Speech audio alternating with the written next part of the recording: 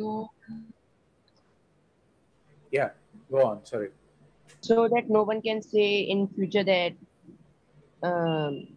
so that no one can believe in any god, in any person who says that he is god. Okay.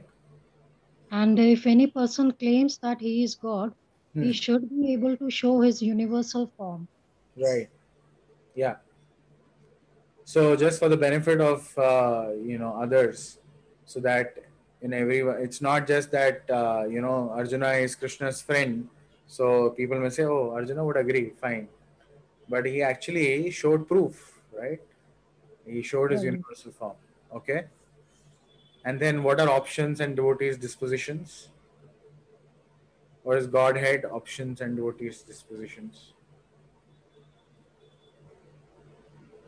Godhead are two forms in which the devotees worship God. One is a personalized form and one is the impersonal form. Correct. Yeah. Which one is better? Personal form. Yes. Sagun, Sagun. Yes. And then what he describes further. If we cannot, the first step to remember to serve God is to remember Him the whole day. Hmm. But that is not possible for a common man. So we can pray to God for 2 hours or First, he says, surrender your mind or fix your mind in remembering me. If you cannot do that, then what? remember me for 2 hours or for Did he say 2 hours? We can remember God all the time. Regular this like chanting or listening to the prayers. Okay. Give up the results of work. Yeah, that was the last. Yes. Work for Krishna. Work for Krishna. Yes. So if you cannot remember him all the time, apply your mind intelligence in working for the Lord. If you cannot work for him, at least offer the results of the work to him.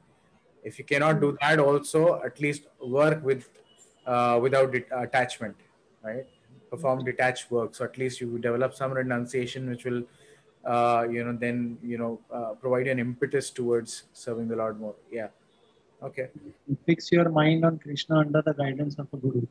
Yes. Yes. Okay. What are devotees' dispositions?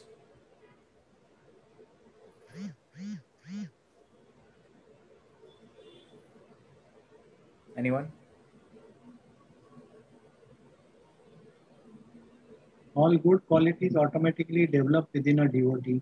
Perfect. Yes. Yes, to be a kind friend to all the living entities. Hmm. A devotee should completely surrender himself to Krishna Mm-hmm. and have faith in him, total faith in him. Right. Should be free from ego. You should have that equanimity in happiness and distress. Yes. You Yes. should be tolerant and always satisfied. You Right. should be self-controlled and engaged in service. You Yes. should not be disturbed by anyone. So Krishna describes these various qualities of, how devotees have these different qualities and who's dear to him, who's very dear to him, who's very very dear to him. Towards the end, in the 18th chapter, Krishna will also describe someone who's the most dear to him, right? So yeah. So getting on to chapter 13, it's already 8 o'clock. Yeah. So today's acronym is wisest, right?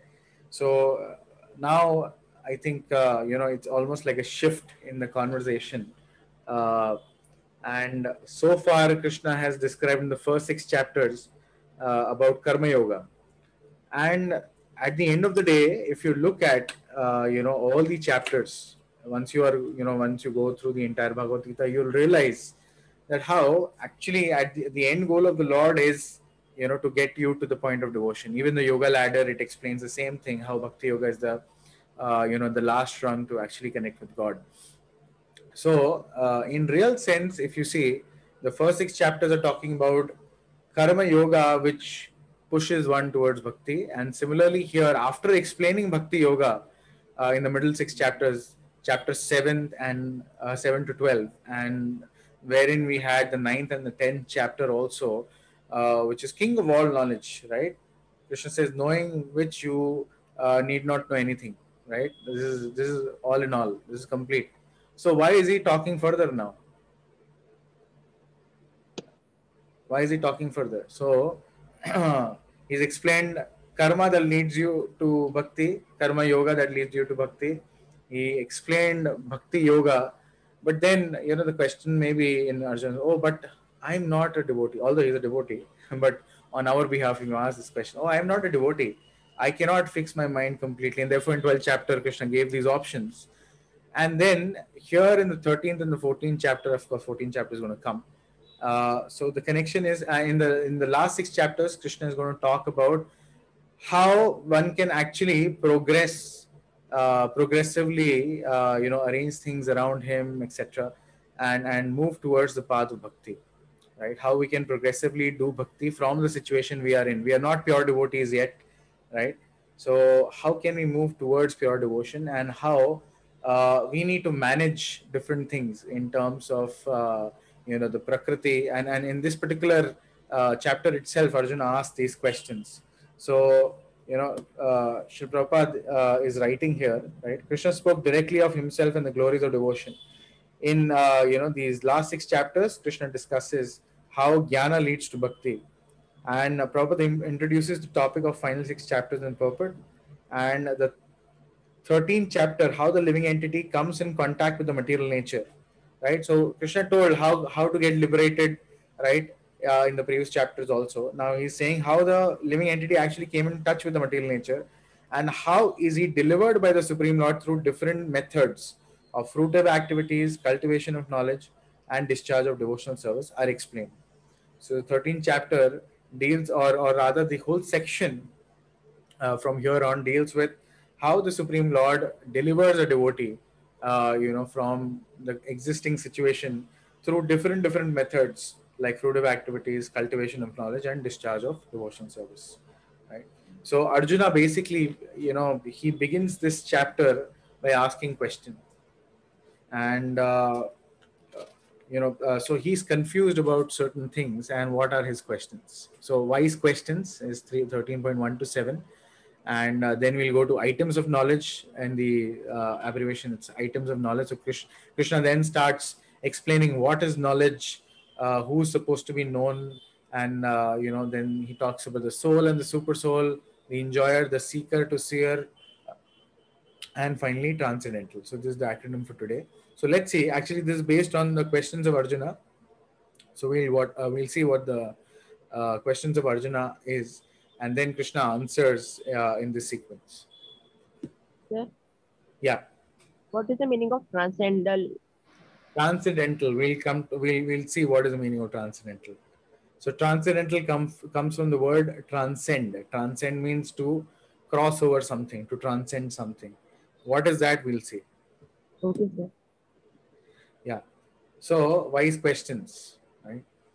And so we saw how jnana leading to bhakti is the entire section which we just spoke of from chapter 13 to 18, right?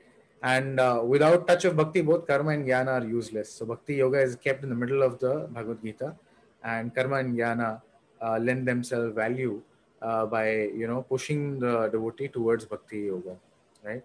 So Arjuna asks 6 questions in the right in the beginning of the 13th chapter. He says, what is prakriti? What is purusha? What is kshetra, kshetragya, jnanam, and niyam? Right? So let's see what these mean. So what is prakriti? What is material nature? Who's the purusha, or who's the enjoyer of the material nature? What is kshetra? What is the field in which one acts within the material world? Who's a kshetagya? Kshetagya means one who knows the field or field of activity.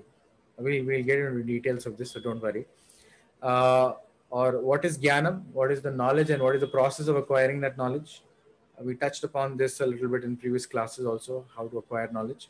And neyam, right? What is the object of knowledge? So what is supposed to be known at the end? That is neyam, right? So let's see. So Arjuna inquires about matter, spirit, and knowledge. So matter is Prakriti.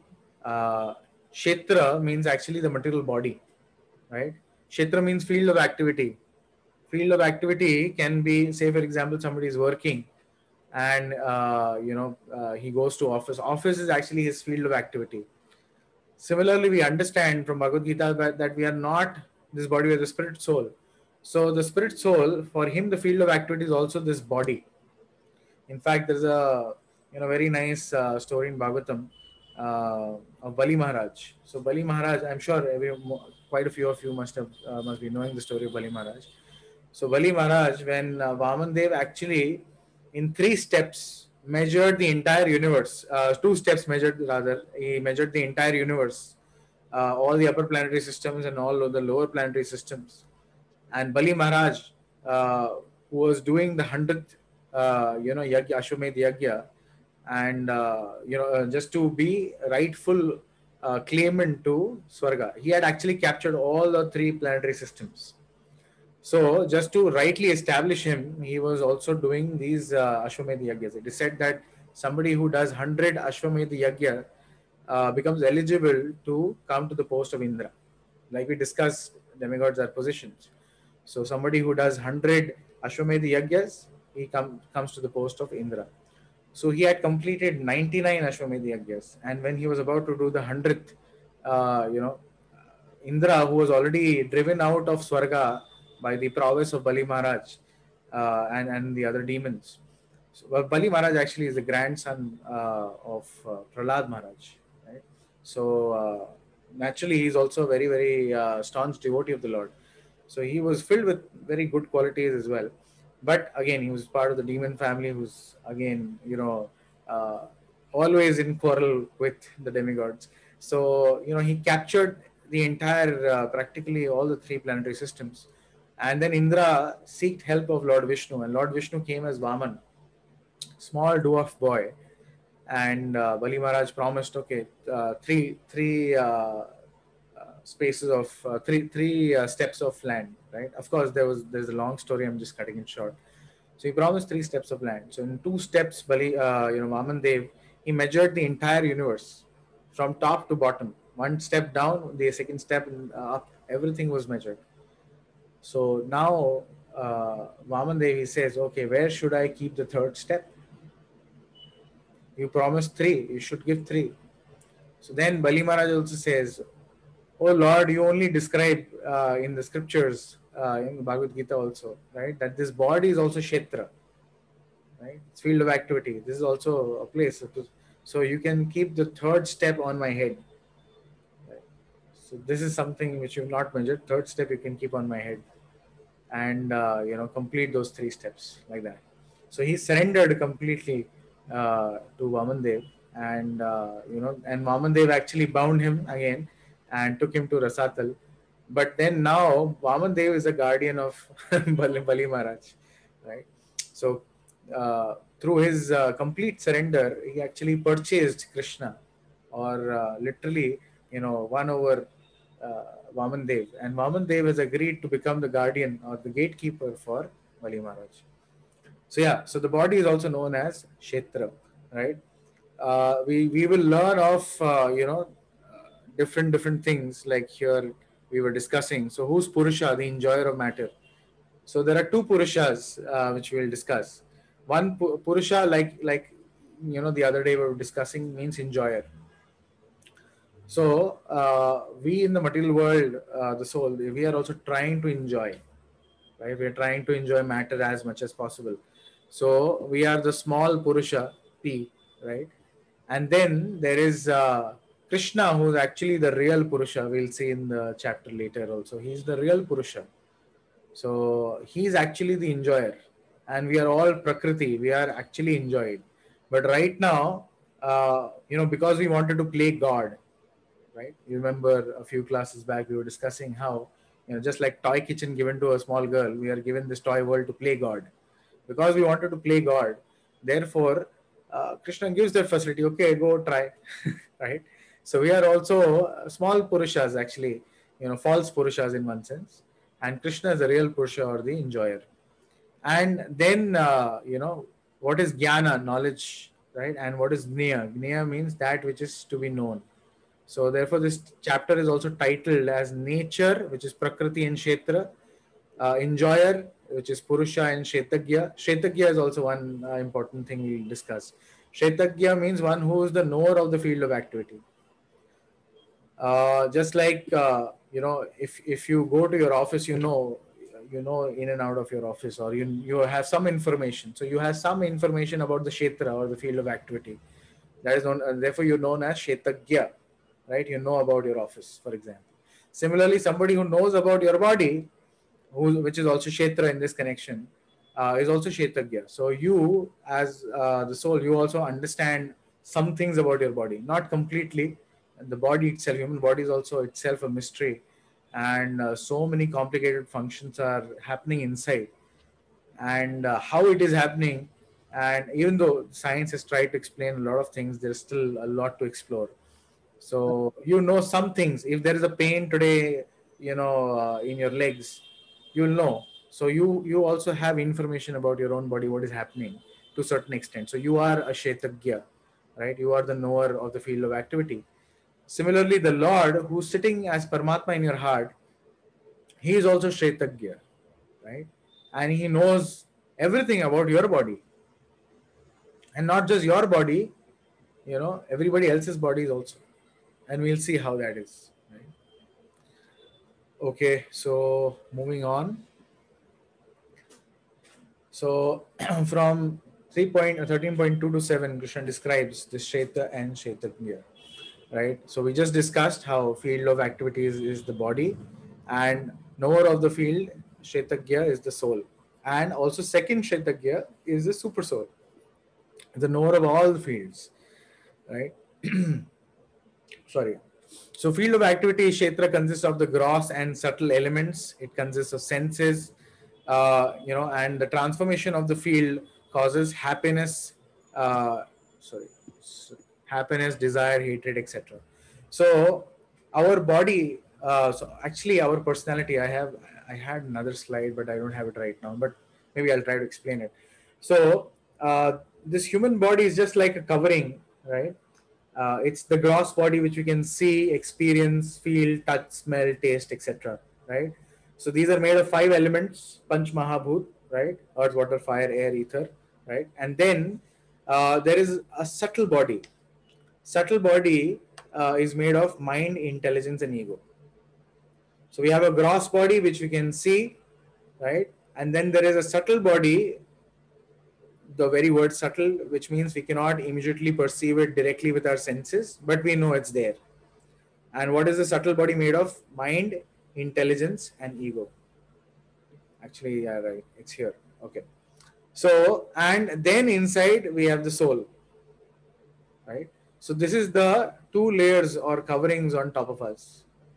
If you see this particular, image here, right? Can everyone see? Yes, sir. Yeah. So the yellow portion is actually as the soul, and then there is, so just like, okay, just like a computer, right? There is hardware, which means there is a keyboard, there is a monitor, right? And then there is a software, like the Zoom, we are running this conversation through that. It's a software, right? And then how is everything running? It's running on electricity at the end of the day, and of course internet as well. So electricity, without electricity this won't run, correct? So electricity is that is the soul, right? And this hardware and software are like layers on top, and that's how everything is functional. Or you can even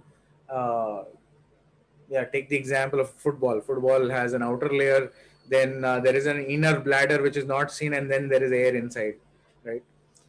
Like that. So we have these 2 coverings. This is almost like our personality. We have these 2 coverings. The soul is in the middle. Then you have the layer of mind, intelligence, and false ego. And then there is the gross covering, which is the material body itself. Right? So where do you think the false ego, intelligence, and mind sits? Subtle body. Yeah, it's subtle body. Where does it sit?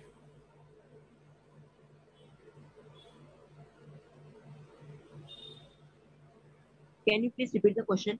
Head. Yeah. So where is your mind? For let's talk about mind. It's easier. Where is your mind? Outside your body. Where is Brain. the body? Where Brain. in the body will it lie? Where is the mind lying? It's outside the body. Outside the body. Brain, I suppose. Heart. Brain. Okay. Anything else? Heart. Head. Sorry? I'm not able to hear. There's a like. Heart. Brain, baby, head. So there is a lot of echo. Feels like some Akashvani. And head. Head. Okay. Any other guesses? Heart. Heart. You said heart? Yes. Yeah. Okay. Maybe you're connected through two devices, therefore there is an echo. Just check. So yeah, the soul actually resides in the region of the heart, and this mind is actually covering the soul. So the mind is actually, it's not here, it's here. Right? Okay, the soul resides in the heart. Yes, soul resides in the region of the heart. Yes. I have heard somewhere it's the pineal gland. Pineal gland. Okay, I'm not sure about that. I know from scriptures that it resides in the region of the heart. Right? And the soul is covered by the subtle body, the mind, intelligence, and ego. Pineal glands is Agya Chakra. Okay, I'm not sure which chakra. I think it could be whatever chakra that is, but it's in the region of the heart. That's the idea.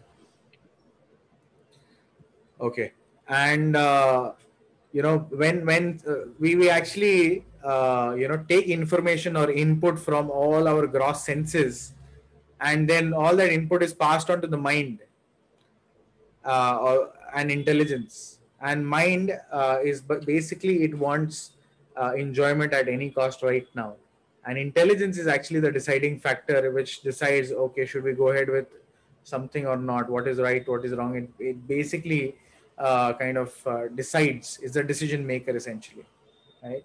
So all these senses, they provide the input to the mind and intelligence, and then depending on how powerful the mind is or the intelligence is, you will take a certain kind of decision. So you see this picture where the senses are being pulled in, all the senses are being pulled by different things, right? There are different hands actually pulling the senses. So these hands are nothing but representation of different objects of senses, right? You see something good, you want to actually go and watch that movie, or you smell something, you immediately want to go and have those things and taste palatable dishes, etc. And the ear wants to go and hear some filmy songs, like that. So the senses are pulled in all directions. And Krishna explains in the Bhagavad Gita the chariot model, how this body is just like a chariot.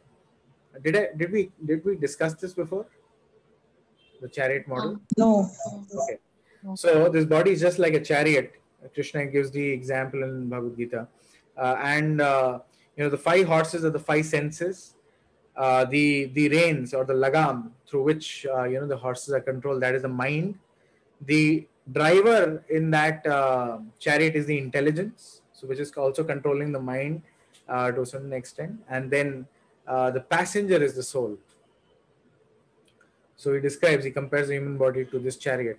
So in our case, what is happening is, the senses are pulled in all different directions. If imagine in a chariot, all the 5 horses want to run in different direction, what will happen?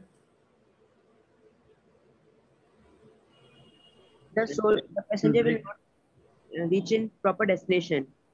Yeah, I mean, you will go nowhere, right? All of them, they want to go in different directions. And, the driver, he has lost the control over the reins. Lagam chhod gaya. What will happen?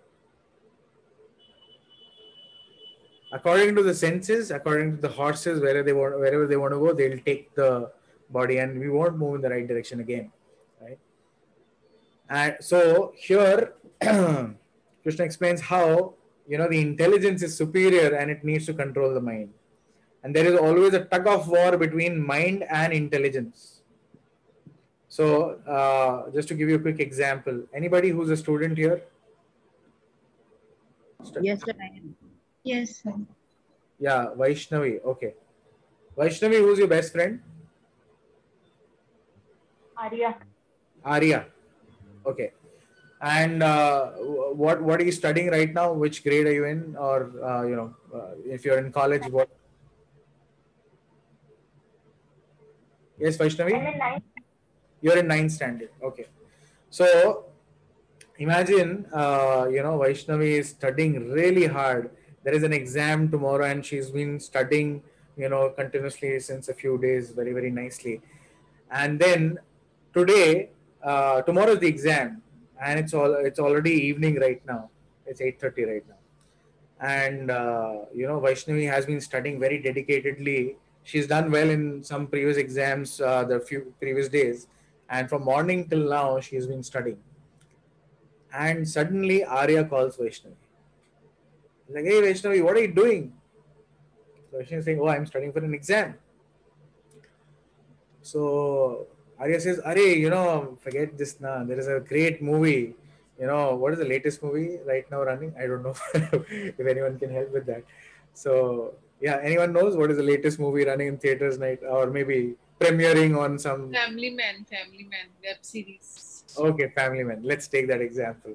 So maybe a movie called Family Man is running, and Arya says, forget this exam now. You've been studying so hard, anyways.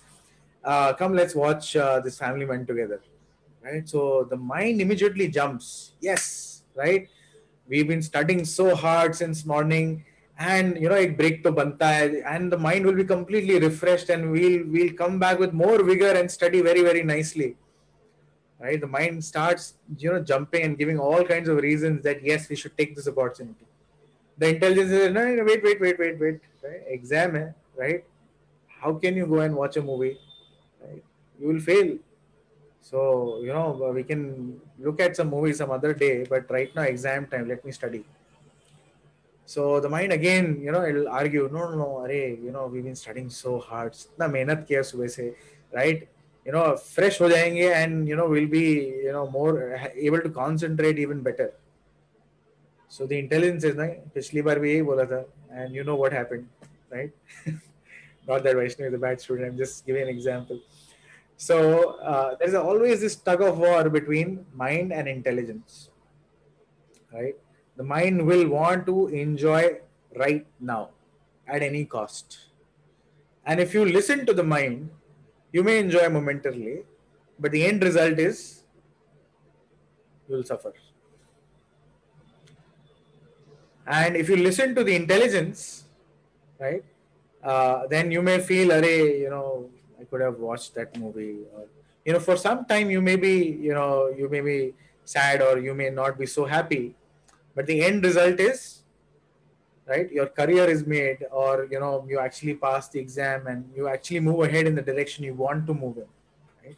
And obviously, when you have time, you can go and watch a movie, etc., in other times. But what you need to do, you are focused there, and with the help of intelligence, you're able to take the right decision. So but if the intelligence itself is polluted, right, if the intelligence also says ki, maybe the right mind is saying right, and we should actually enjoy, that's the goal of life, and why should we care about our future, etc. If the intelligence itself is polluted, is not sharp, right, it'll immediately fall victim to the mind. So there is this whole tug of war between mind and intelligence, and depending on what you feed, whom you feed more, right? We'll come to the next chapter also, which is about three modes, which is also a very similar topic, almost like a continuation to what I just mentioned. Much more in detail, we'll come to that as well. So depending on what you feed, either the mind will win or the intelligence will win. And we can see in our lives, you can actually assess or analyze. Most cases, the mind wins. In most cases, the mind wins, and we repent later. Arey, kyun kiya ye? Why did I do this? So if you want the intelligence to win, right, what should be done? How will we make the intelligence strong? What is the food? Control your mind. Sorry? Control the mind. We have Yeah, how do mind. you control the mind? You control the mind through intelligence, but if the intelligence is not strong enough, how will you control? The mind will win. The mind is like a ziddi monkey, right? Yeah. Through knowledge, Through knowledge, okay. Which kind of knowledge? spiritual. Yes. So the food for intelligence is spiritual knowledge. If you feed the intelligence, then the intelligence can win over the mind and control the mind. Then the reins will be in the hands of the driver and not let loose to run in any direction. Right. Right? And spiritual knowledge is not just theory; it's actually applied or practical knowledge. Therefore, when we start our sessions, we chant one round of Hare Krishna Mahamantra and begin the class. That's applied knowledge, right? That's actually practicing the knowledge, right? Okay, Vaishnavi, you have your hand raised. Yes, sir. I wanted to ask, can you please explain the image which is there on the Your voice is really faint. sir? Hello. Yeah, I can hear you, but it's very faint. You can type it out. Sir, can you hear me now? Yes, this is much clearer. Yeah. Sir, can you please explain the image which is there on the screen? Top left, you mean? No, the right side. The right side, we just explained these two images. No? One is the gross and subtle senses coverings and the soul, and then how the senses are pulled in all directions by different objects of senses. This discusses. The image on the left hand side is also talking about the Kshetra and Kshetragya. So how there is soul and then there is super soul sitting next to the soul in the heart, and it is described how the soul is actually trying to enjoy the fruits of the tree, and this example is given two birds sitting on the tree, and the super soul is the second bird which is watching this bird enjoying the fruits, like that. Okay, So sir. super soul is the witness, right? All right. And yeah, I mean, okay, I think I wanted to give more examples. It's 8:37, so let's continue. We just begun the 8th chapter. So this Kshetra and Kshetragya, Krishna defines in this second verse and even third verse that Kshetragya is Krishna too, like we just discussed, right? Kshetragya is the soul and it's the Lord as well, right? So we know limited about our body. The Lord knows everything about our body, and even of other people's body. Just like a king, he may, a farmer may know about his own land. कि क्या उगाना है, what is the condition. But the king, by dint of being the king, he knows about different kinds of land in his country. He gets different reports and he understands, okay, इसके land में ये problem है, वहाँ पे पानी कम है, and all of this. So he knows about all the kshetras, all the lands within his country. So similarly, we as individual souls, we just know a little bit about our own land, whereas Krishna, he knows about everybody, right? All the fields of activities. And then what is Jnanam? Jnanam is perfect knowledge, right? Of the material bodies and its knower. So we'll see further. There are different kind of koshas. I don't think I'll get into details here because it'll just take a lot of time. But yeah, on a very superficial level or a very summarized level, we discussed this the other day also.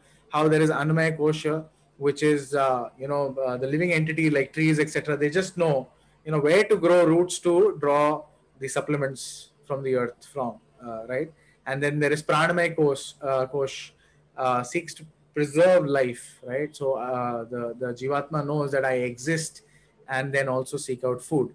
Then Jnanamaya kosh, one appreciates the subtle interactions of the mind, intelligence, emotions, aesthetics, etc. And so if you also what is that? There was a pyramid, Maslow's pyramid. Yes. So in psychology, like I'm a student of psychology, and I use that in my work. There is a Maslow's pyramid, right? So if you see the Maslow's pyramid and if you compare with this, you'll find such a striking similarity, and probably he's picked it up from here only, from the Yoga Sutras, right? These different koshas, right? And there is Jnanamaya Kosh, one who appreciates the subtle interaction of mind, intelligence, and emotions, aesthetics, etc. There is Vijnanamaya Kosh, somebody who understands, that he's not just this body with soul, or soul or Brahma is the ultimate object. And Anandamaya Kosh, when one realizes the distinction between, oneself, the body, and the supreme self, right? So when one understands that I am the soul, I am the material gross body, and then there is super self, supreme Paramatma also, which is residing in the body, and there is a relationship between me and the Lord, and how I need to use this vehicle of this body and re-establish my relationship. So that realization is Anandmaya Kosh, right? Yeah. Then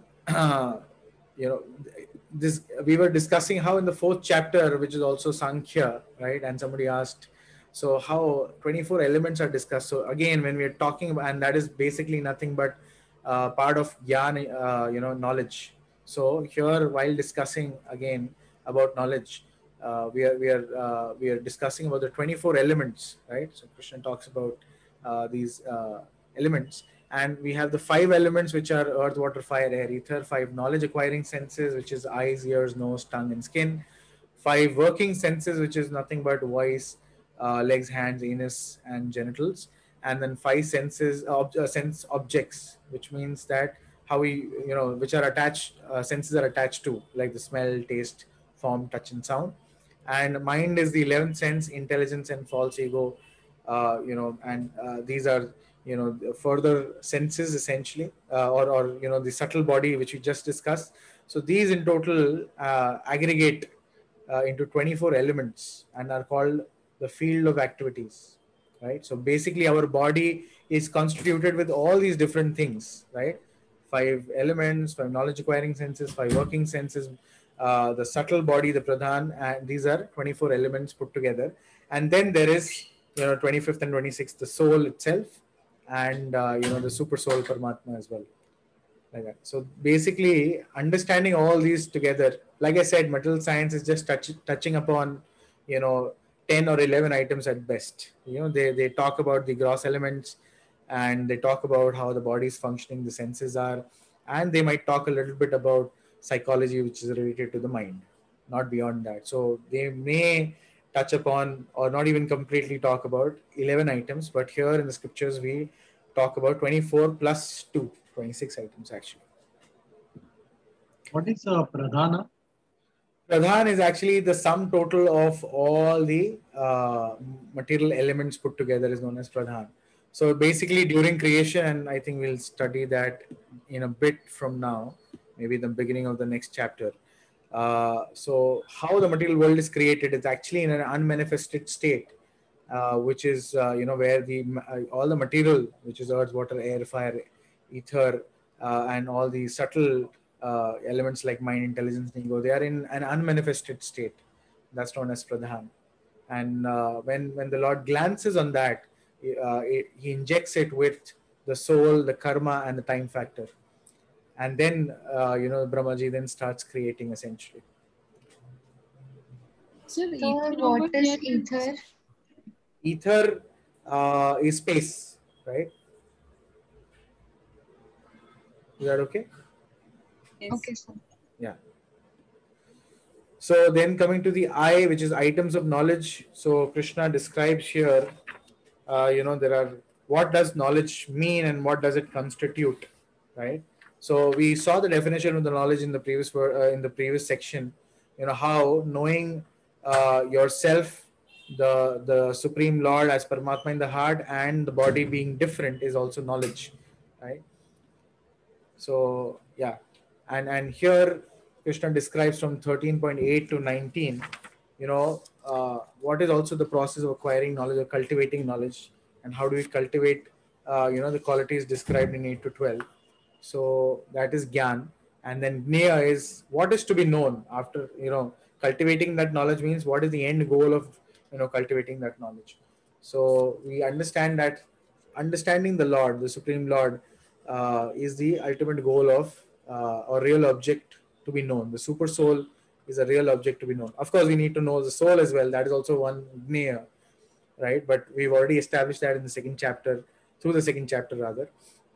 So soul and super soul are the real objects of knowledge, or real objects to be known, essentially, right? And it is said in the 19th verse that how, and Krishna, he gives, description of, I'll just say from 18 to 13.8 to 12, he talks about, what are the constituents of knowledge. So he said humility, pridelessness, non-violence, tolerance, simplicity, approaching a bona fide spiritual master, cleanliness, steadiness, self-control, renunciation of objects of sense gratification, absence of false ego, perception of evil of birth, death, old age, and disease. Now, this is very interesting.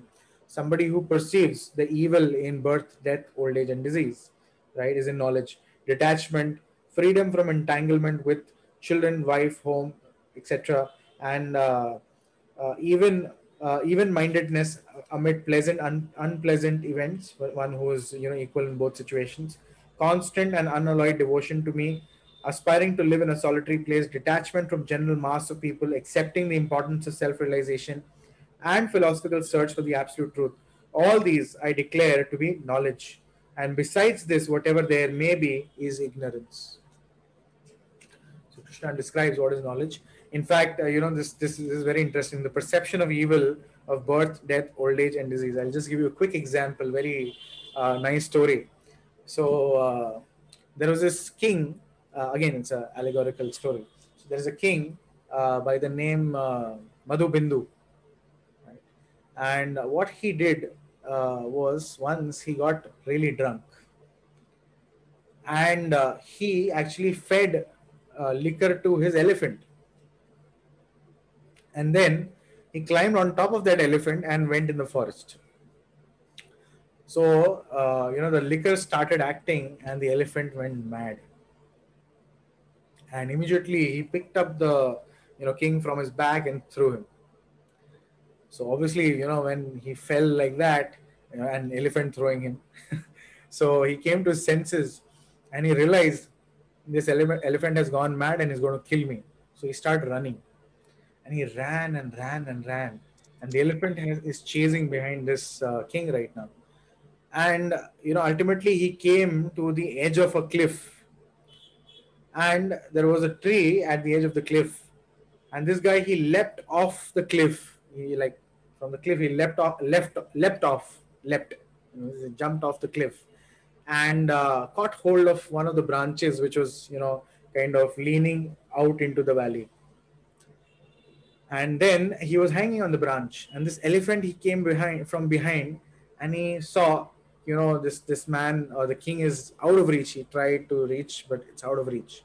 So he's mad, and he started pushing the tree. And this king is now so afraid, right? This guy, the elephant, is pushing the tree so hard. And then, he thought, let me look how deep this valley is, otherwise I'll fall and I'll die. So he looked down and he saw there's a, dry well. He was not very, very far off, from the ground, but he saw there's a dry well. He's right on top of a dry well. And there is a big black cobra waiting for him. So he thought, if I fall down, the cobra is going to devour me, right? So he thought, at least this branch which I'm holding, till the time I'm holding this branch, I'm surviving. So let me see how strong this branch is. And he looked at the edge of the branch, and there were two rats, one black and one white, chewing on the branch. And he was like, it's a matter of time, the branch will be weakened and I'll fall down. And because the elephant was constantly pushing the tree, there was a beehive on top of this branch, and the bees got disturbed. And they came out and started stinging this guy. And now this king, in such a pain, is like, he's shouting in pain. and he starts shouting, "Help me, help me, help me." And then, obviously he was shouting like that, and then suddenly something happened. And he forgot the entire situation and he started enjoying. 2 drops of honey from the hive on top fell on his tongue. And he starts enjoying the honey. Wow, so nice. Aha. Now what is happening is every 2 hours, 2 drops of honey will fall down. Every 2 hours, 2 drops. And this guy is trying to enjoy, such nice honey, he's saying. And because he was shouting earlier, and some people actually noticed the terrible condition this person is in, and they came running like, "Hey, come, jump this side, we'll save you." And they got some ladders and this and that, try to reach him, and maybe put some net and like, "Jump this side, we'll save you." So this man who's hanging and he's being stung by bees, right? And there's a cobra waiting, and the elephant is pushing, and the branch is about to fall off. And it's like, "Save? What save? I'm enjoying here. This is such nice honey, right? I'm so happy here. What save? I don't want to be saved. This is so nice. You're foolish. You don't know how nice this is, right?" So this Madhu Bindu is no one else but us. So the King Madhu Bindu is actually us, and this elephant, right, which is the mad elephant, is nothing but our own mind, right, which is constantly pushing, right? It's pushing us to do something or the other, enjoy more, do go here, go there. It's always pushing us, right, to enjoy at any cost. Because of this pushing, the bees which are coming out, which got disturbed and are stinging this person, these are the daily problems, right, which sting us like the bee sting, right? And the cobra waiting down in the dry well is nothing but death, right, which is waiting for us. And this branch is nothing but our lifespan. And the 2 rats are the day and night which is chewing on the branch. And this 2 drops of honey is the little minuscule pleasure, right? 2 drops every 2 hours that we are getting, because of which we are forgetting the entire situation. And that too also we discussed the other day, right? Our understanding or concept of happiness is freedom from pain. It's actually not even real pleasure or real happiness, right?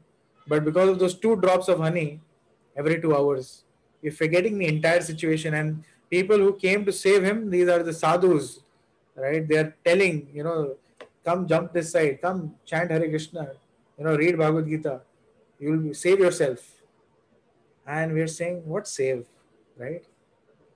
I'm enjoying. There's only one life. It is there to enjoy, right? I will, go and, meet my friends in the pub and do this and that. And, I'm happy. I don't need anything. That is the sad situation we are in. Sir, it was a great example. Yeah. Beautiful, sir.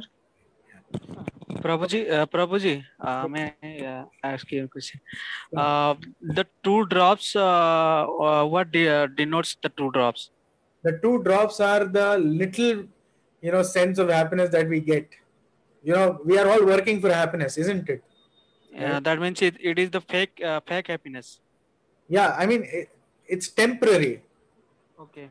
It is flickering and temporary, right? You may enjoy, it's not that it's not there, but it's very flickering and very temporary. And what will give you happiness now, the same thing will become cause of distress in a matter of time. We discussed the other day.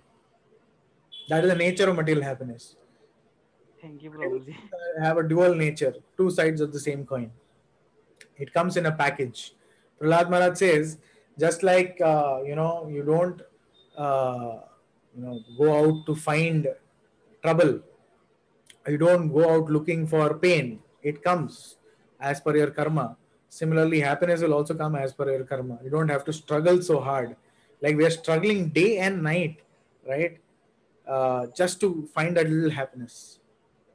And if you analyze, yesterday, when were you really happy yesterday? Was there a time in, or today for that matter, till this point, apart from this class, right? Was there a time when you were really happy? If you think, Yes. it might be, you may think, अरे शायद पिछले महीने कोई एक ऐसा episode हुआ था where I was really happy, really genuinely happy, right? It might, these instances will be very small, and it'll be spread over like few months or years. It may not be something, हाँ every day I'm enjoying, like हाँ एक घंटे पहले भी था, उसके एक घंटे पहले भी था, right? Or maybe 4 or 5 hours also back I was like super happy. You may not find these episodes recurring so frequently. Is that everybody's experience, or it's just me? Yes. Yes, yes, sir. It is actually very surprising that we are not able to think of anything. And what are we working so hard for? Happiness. If some activity is not going to give me happiness, you will immediately reject it right now. Right? We are seekers of happiness at the end of the day, right? And the minute we realize, oh, this activity is not going to give me happiness, I won't do it. What is giving me happiness? Oh, let me do it. Right? Right. Happiness, I'll immediately catch on to that. What is not giving me happiness, I'll reject it. But we are so illusioned, we don't even realize what we are struggling so hard for is not really giving us happiness, just giving us an advertisement. Oh, this will give you happiness. It's all about, it's practically an ad, right? Oh, this is going to give you happiness. And we fall for it every time. Every single time we fall for it, right? Oh, if only I get here, then I'll be happy. And when you get there, you suddenly realize, I'll give you a very nice example. So, this is one of the examples by Srila Bhakti Siddhanta Saraswati Thakur. So he gave a funny story. So there was a circus which was set up in a village, right? Very big circus. So they had, and the first thing they did was set up a very big wall, perimeter wall around the circus, so high that nobody could actually even climb and look into it. It was very, very high. And then they had a very narrow gate. Only one person can walk in at a time. And, everybody was excited. Nice publicity was done. Such a big circus. Arey, wow, it must be really good. So the whole village practically lined up. And they said the rule is only one person at a time who circus dekhne milega, and then the next person. So what was happening was, in the queue, one person would get inside, and they would, as soon as he would get inside, the first thing he'll realize that the door behind is shut. Immediately they'll close the door, and then this fellow will say, "Arey, there is nothing here. It's a barren ground."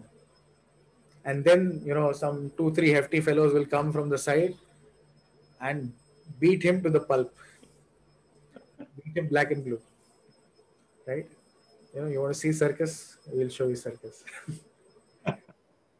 And then he'll be let out from a second door in the behind gate, right? He'll be let out. And then the next person comes in. And the same, he's been beaten left, right, and center, and left from the other side. Now, when the first person, he went out, and everybody's asking, Arey, kaisa tha? How was the circus? What is it like? Obviously, this fellow is so embarrassed, right? I mean, you would notice when somebody falls down, right, while walking, if you fall down, the first thing you do is look around. Arey, who saw me, right, in this awkward position? And then you will get up and you'll dust yourself, and then you'll care about yourself, ki okay, kahin laga to nahi, and all of that, right? The first thing, our first natural reaction is, oh, who watched me falling down, right? Who watched me in this embarrassing position? That is the first reaction, and we don't want to look bad in front of people. So this fellow, after being beaten up, is like, arey, it was very nice, maza hi aa gaya, never seen something like this. He cannot reveal what happened to him. Right? He's embarrassed. And then the second person goes, he has a similar experience. He comes out and he also says, very nice circus. You should really experience it once in a lifetime. Very nice circus. Right? And the first person who had the bad experience, he is thinking, this fellow had a good experience. Only I am the one who had the bad experience. The second person also asked first person, how was your experience? Oh, very, very good. He also thinking, mere saath hi shayad aisa hua, but everyone else is, enjoying. He must have enjoyed so nicely. Only me, I am the one who had this bad experience. So like that, everybody, goes through the same experience. They are beaten left, right, and center by Maya. But everyone is in the illusion, mera situation aisa tha, even after reaching here, I did not enjoy. Maybe, something is wrong with me, or maybe, I did not do something right. Look at others, they enjoyed. They're still enjoying. But you don't know that the other person also went through the same beating.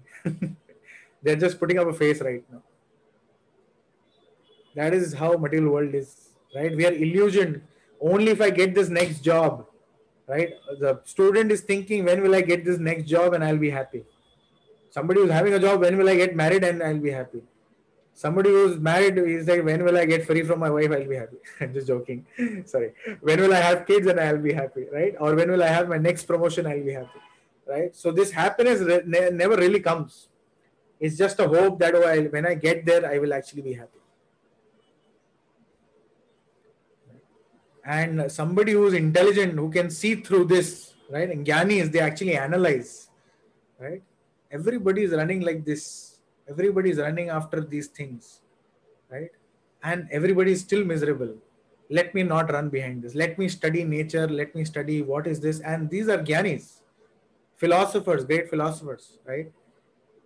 And somebody who is really fortunate connects to God and does Jnana Yoga, right? He starts studying scriptures, start inquiring at the right place, and goes to a spiritual master, seeks a spiritual master and learns from him. This knowledge Krishna is describing, right? It's already 9. Wow. Not even finished this chapter. Okay. So then, there's a discussion of soul and super soul, right? We'll try and wrap this chapter at least a little fast. So, having taught the process of attaining knowledge, right? Krishna now teaches what is to be known, Neyam, right? By those means, the real object of knowledge, Neyam, which means, what are the two objects of knowledge we said? The soul and the super soul, sorry. These are the real objects of knowledge. By knowing the knowable, you will attain liberation. So the result is also given that if you know factually what is the soul, what is the super soul, what will happen? You will attain liberation. The Brahman, spirit, soul, Jiva is beginningless, subordinate to me, the Parabrahman, right? And then, the nature of Paramatma or like how he's all pervading, he's transcendental, all reconciling, undivided. He's the maintainer and destroyer. These features of the Lord are given as Paramatma, right? And that is the Gneyam, who is a super soul situated in everyone's heart. Then we come to E, the enjoyer. We also touched upon this, right? And I think we already spoke of some examples of how we are trying to enjoy, but we are in such a precarious situation, and foolishly we are thinking, oh, we will enjoy, right? So all good and bad events, transformation occur in Prakriti. Purusha's identification with Prakriti leads to happiness and distress. When I identify myself with this body, right? When I identify myself with, my car, for example, when I'm driving a car, right? I identify myself. This false ego is so heavy. I don't just identify with myself. I also identify myself with the objects which I own. And therefore, when I'm driving and somebody, just a slight, touch on the car, right? Slight touch somebody has, during a signal or maybe whenever, right? Slight touch or a scratch in the car, immediately the person comes, hey, why did you touch me? How did you bang me or touch me, right? The language itself, how did you touch me, right? He did not touch you, he touched the car, right? There was a scratch in the car, right? But the person is identifying himself with the car so much that the language itself becomes like, how did you touch me, right? So this is known as ahankar, right? I am the car, right? Ahankar, actually, false ego, right? So when we identify ourselves with matter or with prakriti, right, we are in happiness or distress, right? We are in anxiety because we're identifying ourselves falsely, with these objects, right? And we also assume the false role of purusha, that we want to enjoy prakriti and get entangled more and more. So I'm going a little fast since it's already 9:05. And I think we can skip this. So Prakriti and Purusha are eternal. The roles of Prakriti and Purusha are eternal. Jiva's association with the modes and his transmigration. So here is the connection with the next chapter. I'm not sure we'll be able to finish the next chapter today, but yeah, this is the connection with the next chapter, where Krishna is talking about the different modes, right? Jiva's association with the different modes are the cause of his transmigration into different bodies, right? So bhungte prakriti jan gunan, right? Purusha prakriti stohi bhungte prakriti jan gunan karanam guna sangasya shat asat yoni janmasu. So because of his connection with the three modes, he is thrown into different species. Sir? Yeah. So Purushas are eternal? Yeah. Purusha is eternal. Yes. So it is the enjoyer. Purushas is the enjoyer. Yeah, the soul is eternal. The super soul is also eternal. We studied nature of the soul. It's eternal, full of knowledge and bliss. Similarly, the Lord is Super Satchidanand as well. Thank you, sir. Which are modes? What are these modes? Yeah, these three modes are the Sattvagun, Rajagun, and Tamagun, which we'll study in the next. That is the next chapter, actually, the 14th chapter. Let's see how much we can cover. Right. So there is a second type of Purusha, the super soul, which we discussed. Is actually not entangled like the ordinary Purusha. Is a super soul is a Purusha with a capital P, right? He's not entangled, and he's actually the cause. Knowing him is actually the cause of liberation. So when we understand the super soul, one can actually get liberated, right, through that understanding. And how do we understand? Bhakti is the easiest process for understanding the super soul as well. So, I mean, these are again the same shlokas. And then there are other ways of knowing the Lord, also through Karma Yoga, Jnana Yoga, Dhyana Yoga. These are different ways of knowing the Lord and also attaining the same kind of liberation that we already kind of covered in the previous chapters as well. So we won't get into that. Yeah, and then seeker to seer. So when somebody is actually practicing, the Bhakti Yoga and seeing, he is able to see clearly, right, how things are. He develops something called a Shastra Chakshu, right? So it says that the realized person can distinguish between the spirit and matter in all circumstances. He sees the indestructible soul always accompanying the indestructible living entity. So he's actually able to see the super soul everywhere. He acts in proper knowledge and never degrades himself by pursuing selfish desire of the mind. So when he's able to see things as they are in reality, that, oh, this is Maya, this is actually the material nature, this is matter, and I am superior to matter, I am separate from the matter as soul, and then there is super soul, right? So somebody who is able to see or distinguish, he knows, he is in knowledge, he's in proper knowledge, and he can act in the right way, right, with this kind of vision. So, in fact, I'll just touch upon this one small example. So, there's 6 Goswamis of Vrindavan. One of the 6 Goswamis is Raghunath Das Goswami. And he had a rule, right? So, in fact, one of the prayers for Shat Goswamis, it says, Sankhya Purvaka Namagan Natibhi, right? Which means that they would, do Nama. Nama means chanting, Gana, or glorifying. Natibhi, offering obeisances. They would count and do it, right? So these were personalities who were engaged 24 hours, practically 24 hours in, glorifying the Lord, chanting the names of the Lord and offering obeisances to the Lord. But they would still, as a matter of regulation, count and do it. so that they don't fall below a certain standard, even though they were constantly engaged. Right? Some people say, "Arey, ये मेरे मन में नाम चलता रहता है." Right? That is the mind cheating you. The mind is cheating you, saying that पूरा time चल रहा है. Where you actually analyze, it might be going on for practically 2 minutes, sometimes even 30 seconds only, right? And it will give you a picture that, oh, you've been thinking of the Lord throughout the day. That is how the mind can trick you. Therefore, these Goswamis are setting example, and they were literally sleeping 1 hour or 2 hours at best, not even that in some cases. 22 to 23 hours, they were constantly thoroughly engaged. And I mean, we'll some other day probably in one of the follow-up sessions, we'll discuss about these 6 Goswamis and what their schedule was like, what their lifestyle was like. Such personalities were doing it by counting. Right? Yeah, I'll come to your question, Vaishnavi. I just want to finish at least this chapter. Okay. Right? So, yeah, I forgot why I was making that point. Okay. So, yeah. This offering obeisances. Correct. So, Raghunath Das Goswami, he would actually offer 2,000 obeisances in a day.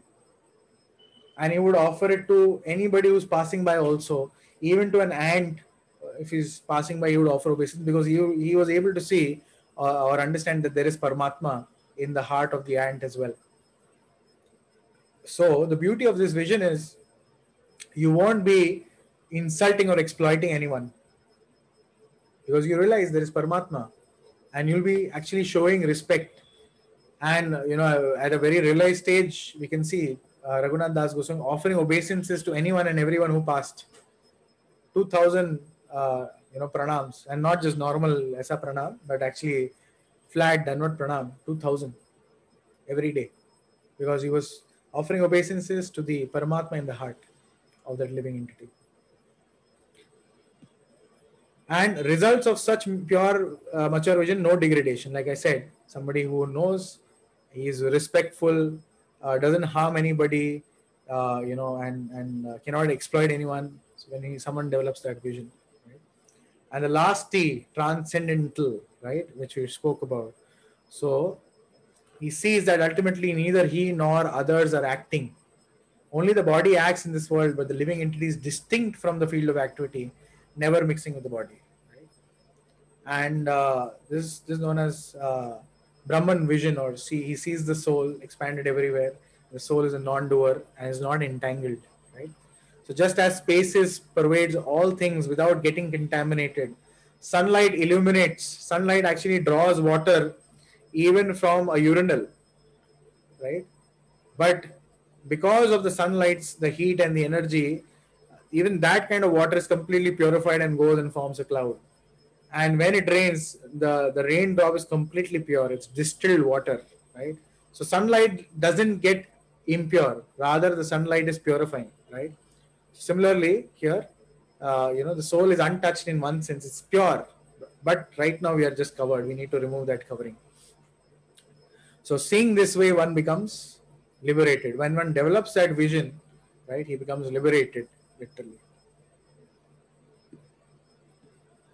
And then, right, Krishna, he summarizes in the 35th shloka. Just one second.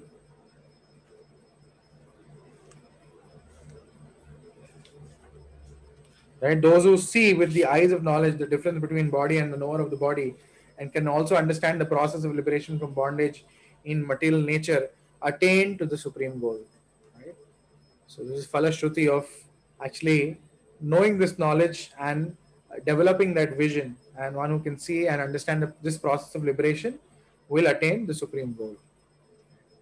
So this is how we end this chapter, which is the wisest, right?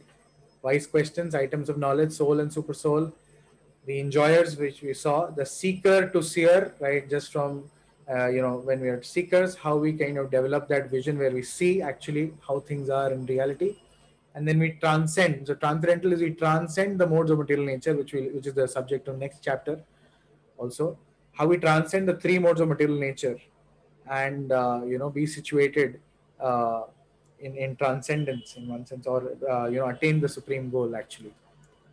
So that is transcendental. Transcending the three modes is actually transcendental. And we'll look at what are the three modes in the next chapter. It's already 9:15. I'm so sorry for going a little slow today. But yeah, maybe we extend one more day. So yeah, I think, is it okay is it okay with everyone? Or should I attempt in next 10 minutes or 15 minutes to finish the next chapter? No, sir, tomorrow. Definitely fine, sir. You can go on. We are okay with anything, but with this pace only.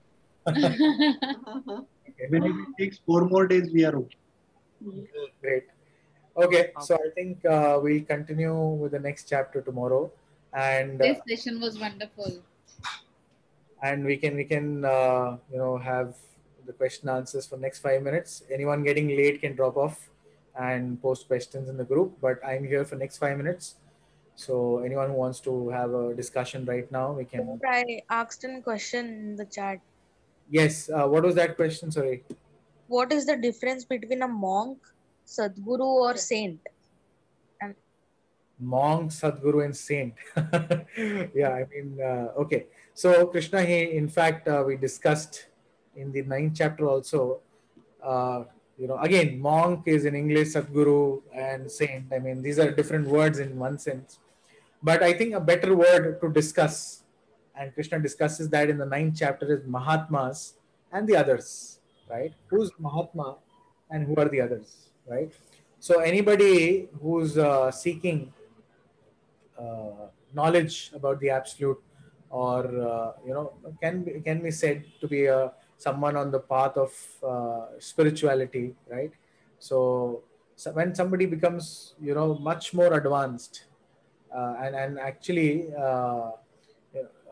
is trying to seek, he can be known as a sadhaka, someone who's trying or attempting to do sadhana. Sadhana is regular practice to actually become a Mahatma, right? Mahatma is a very, very special term actually, and we use it very loosely. That is the issue. But if you read the 9th chapter in detail, Krishna describes the qualities of Mahatma. Somebody who's already seeing things as they are is actually really a Mahatma. Somebody who can see the super soul and not deal with a person on the bodily platform is a Mahatma. Somebody who is 100% engaged in Krishna consciousness, somebody who relishes just hearing about the Lord, somebody who's engaging all his senses in service of the Lord is really a Mahatma. So people who are trying to become a Mahatma by following the path of Krishna consciousness, and they are called as sadhakas, and sadhakas again can be on multiple levels.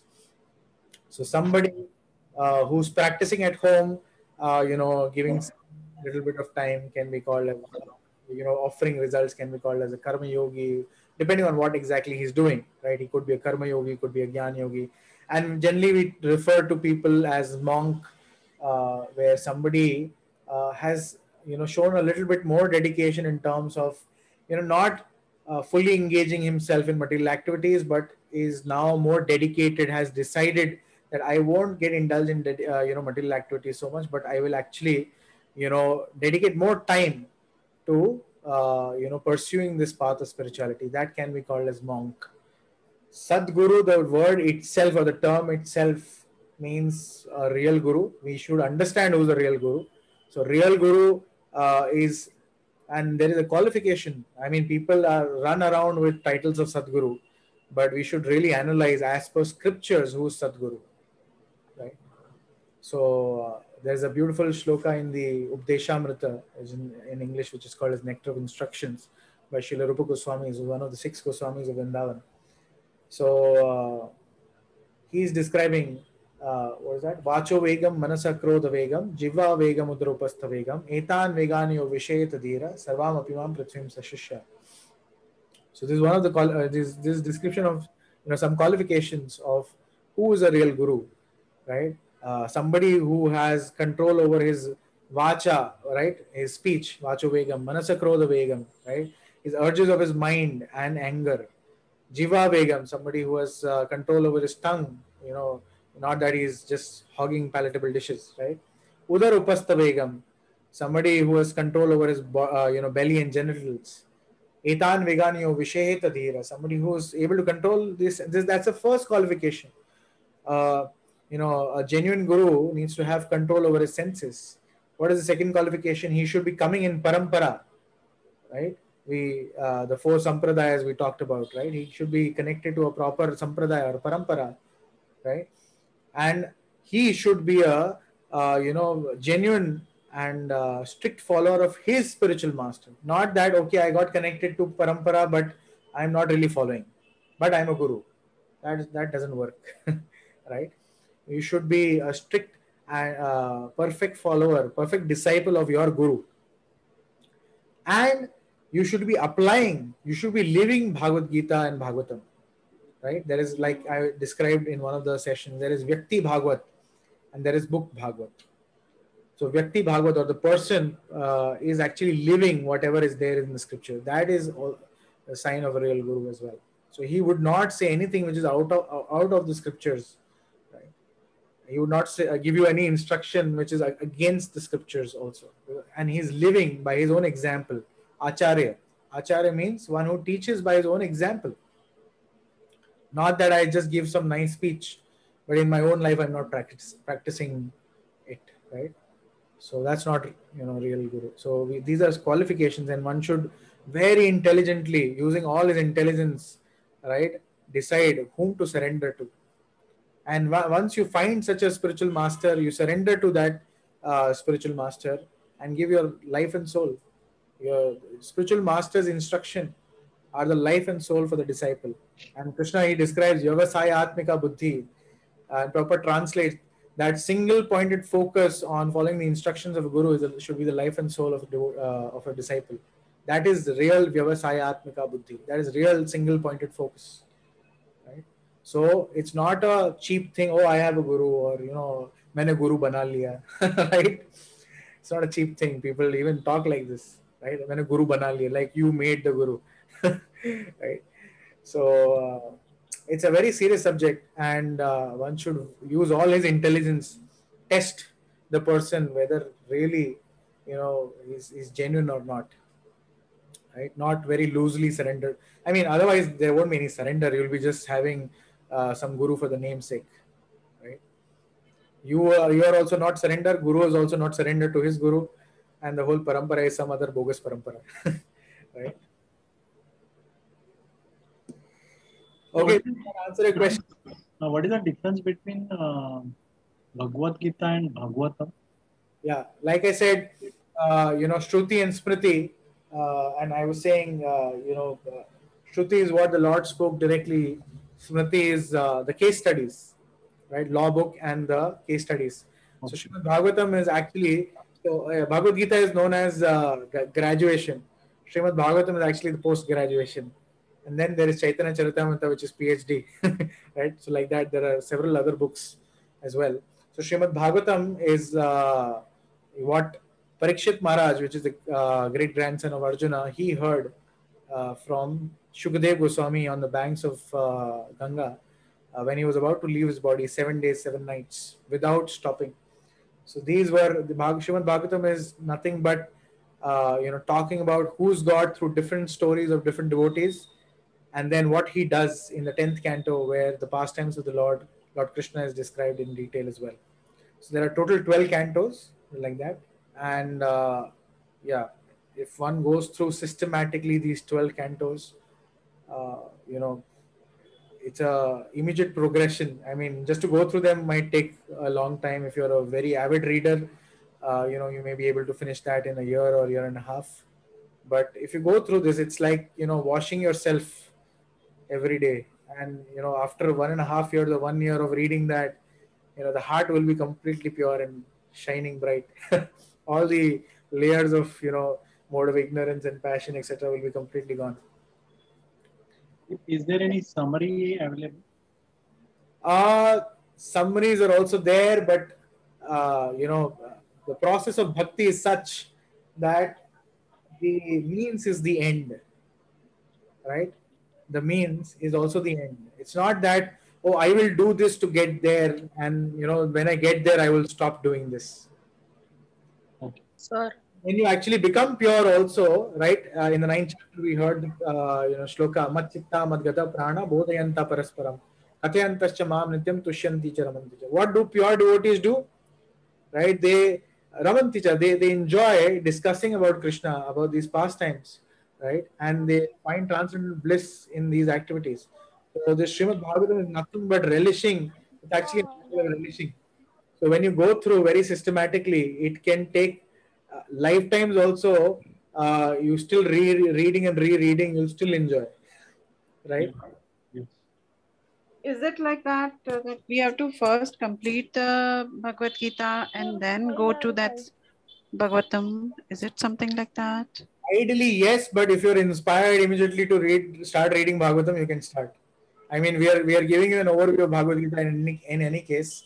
So if you want to start reading Bhagavatam, please go ahead, and we can send you a copy also if you want. Wow, great! Thank you so much. Put your name in the chat, and and these are like 18 books. It's a big, so we can send this to you, and you can start reading.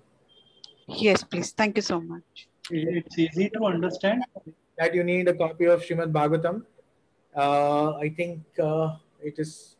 Parthapriya Prabhu, you know what is the price right now? We can probably send you the price also over chat, or maybe if you want to directly purchase from Amazon, we can give you the link as well.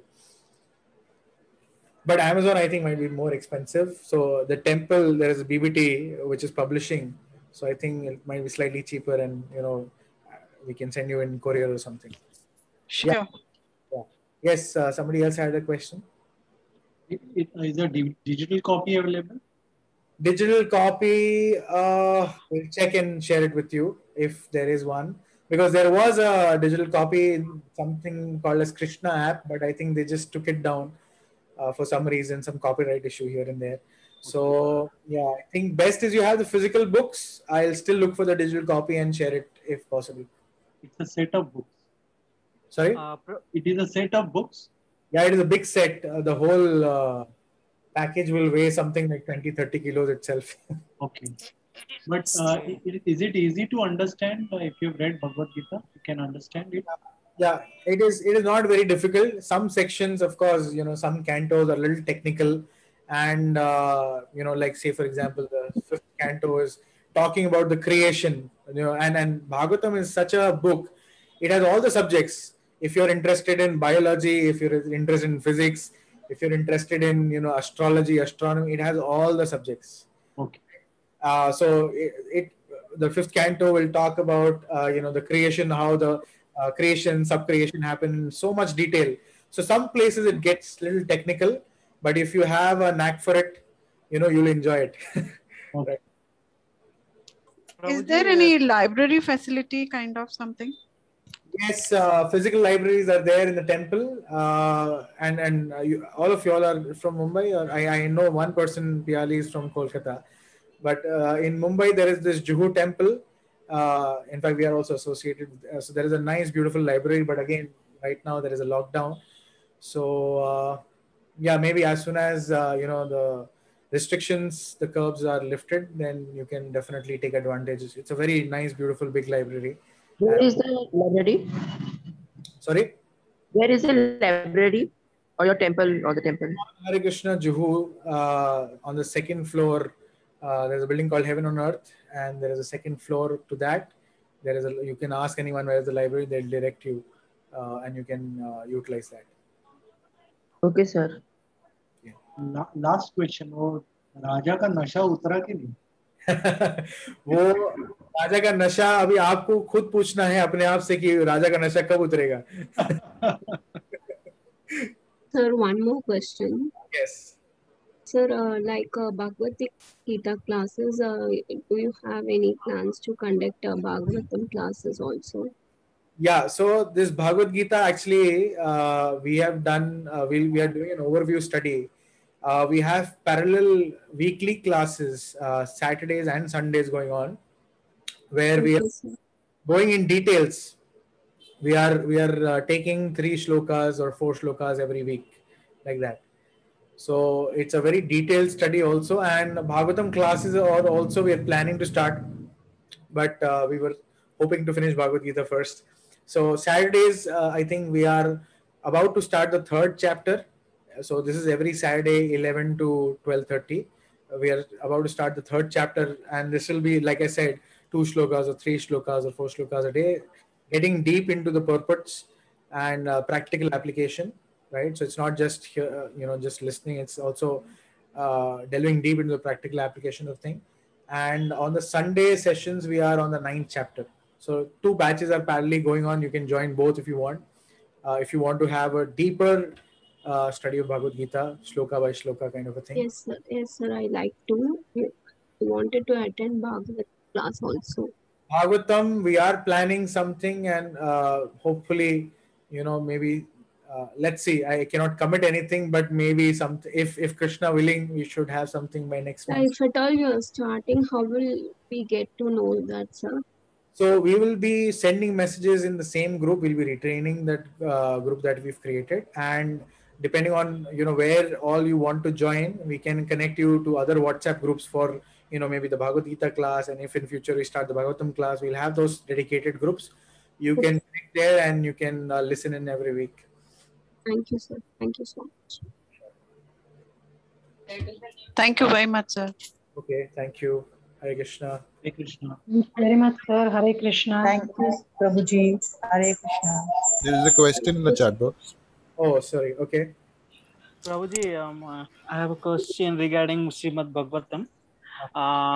Can I just join the classes if available, Srimad Bhagavatam, or else after the completion of Srimad Bhagavad Gita, I can do that? Yeah, we will get back to you. So we haven't really started a class on Srimad Bhagavatam. If you're immediately looking for something, I'll look if there are other devotees also doing Bhagavatam classes, and if I can connect you there. For us, like I said, we hope, Krishna willing, we should plan something in the next month. Let's see. So right now there are no immediate plans. I cannot commit, but yeah, hopefully in future we'll start something. But sir, you Prabhuji. For that, we will pray to Krishna. Yes, you can, please. Hopefully, God will bless us. Sir, Yes. following the path of intelligence is always right, no? Following the path of intelligence is? Right. Yeah, and you need to make the intelligence strong by, spiritual knowledge. Okay, sir. Okay. Any other questions, Dr. Priya Prabhuji? There's a question in the chat box. If I have to become a monk, Prabhuji, do I have to give up family life? No, you can actually. last Vaishnavi's one from question. me. This question from Vaishnavi. Yeah. Ramakrishna Prabhu, if after this you can ask. Yeah.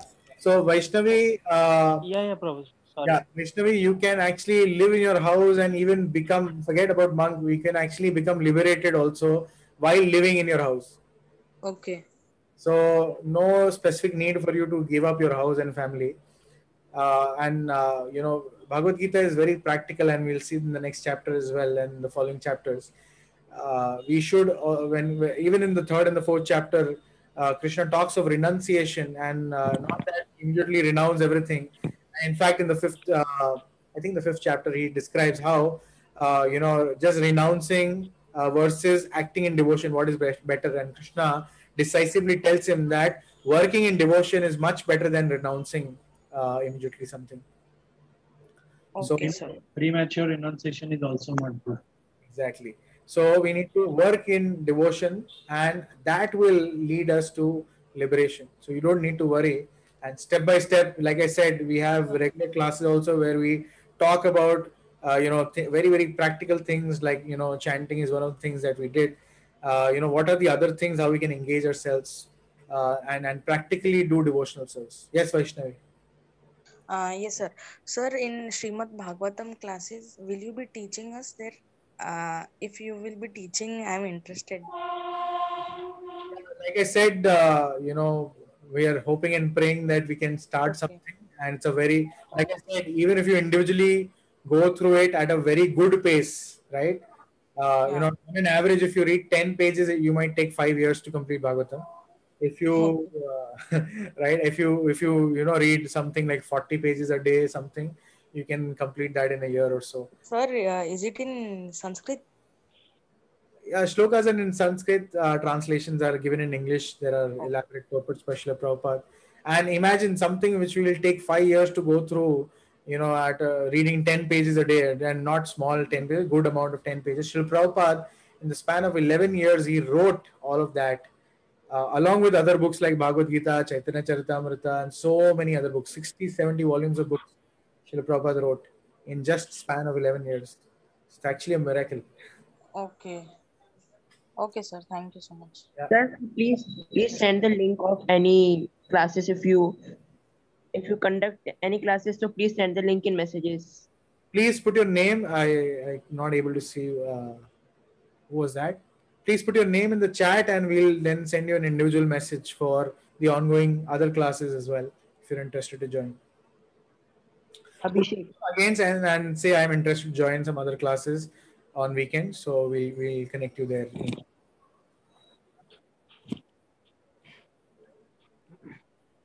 In the WhatsApp group, you will receive all updates of other programs. Yeah. Thank you. All right. Thank you, everyone. So I hope I've answered everything in the chat, Prabhu. Thank you, sir. Hare Krishna. Thank you very much. Hare Krishna. Yes, Hare Krishna.